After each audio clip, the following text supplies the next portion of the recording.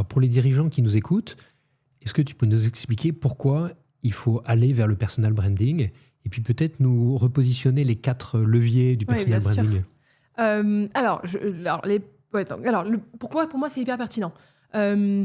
Aujourd'hui, pour communiquer auprès d'une cible spécifique, pour communiquer auprès de notre génération, mais même pas que, si tu n'es pas exposé sur les réseaux sociaux, tout simplement les gens t'oublient. Mais c'est pas forcément les réseaux sociaux, ça peut être un personal branding dans les médias, ça peut être en créant ton propre business club, en tout cas ça doit être auprès d'une communauté, qu'importe la façon.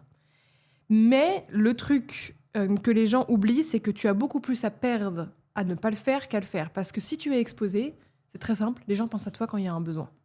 Te recommandent quand il y a un besoin. Et tu deviens un peu monsieur ou madame quelque chose dans un secteur en fonction de leurs besoins.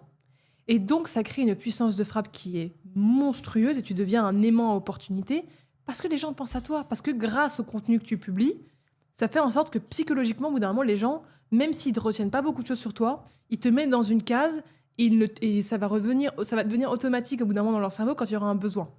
Et c'est pour ça que c'est pour moi hyper impertinent de publier sur les réseaux sociaux et donc même principalement LinkedIn quand c'est pour des chefs d'entreprise parce que moi j'ai même des clients qui vendent des balances de pesage, qui travaillent dans des métiers mais pas du tout sexy.